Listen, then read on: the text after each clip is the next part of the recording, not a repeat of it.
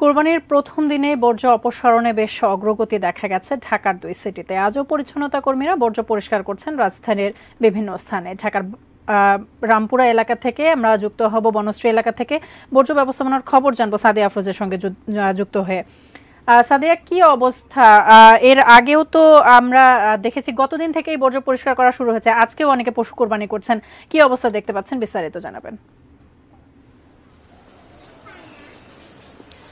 তাছাড়া শুরুতেই আপনাকে জানাই যে আজকে গরু কুরবানির পরিমাণ বিশেষ করে ঢাকা উত্তরে আমরা খুব বেশি দেখিনি বা একেবারেই নিতান্তই কম, যেটি আমরা গত কয়েক বছরে আমরা কিন্তু দেখেছি যে পরদিনও অনেক জায়গায় পশু কোরবানি হতে দেখেছি এবং সকাল থেকে সেই পরিমাণটা কিছুটা কম থাকার কারণে অনেক রাস্তা কিংবা বাসাবাড়ির আশপাশগুলোতে বিশেষ করে আমরা যে কোরবানির বর্জ্য বা পশুর রক্তগুলো দেখতে পাই সেটি আজকে তেমনটা নজরে আসেনি আমাদের।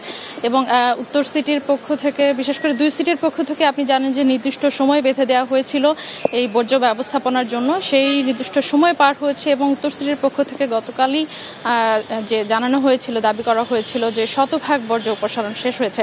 কিন্তু আমরা তারপরেও কোথাও কোথাও দেখেছি যে কিছু কিছু বর্জ্য কোথাও কোথাও স্তূপ করা রাখা আছে কিংবা কোথাও এখনো কিছু কিছু ময়লা থেকে গেছে। কিন্তু অনেক বেশিরভাগ জায়গায় আমরা দেখেছি যে বর্জ্য ব্যবস্থাপনা বেশ ভালো অগ্রগতি হয়েছে এবং বিশেষ করে বাসাবাড়ি আপনি জানেন যে যেহেতু নাগরিক সচেতনতা এখানে একটি বড় ভূমিকা রাখে, তাই নাগরিকদের মধ্যে এক ধরনের সচেতনতা থাকার কারণে বিশেষ করে বাসাবাড়ির যে সামনের অংশগুলো থাকে, রাস্তাগুলো থাকে, সেখানে তেমন কোনো বর্জ্য আমরা দেখতে পাইনি। এই বনশ্রী এলাকায় এমন চিত্র আমরা দেখেছি।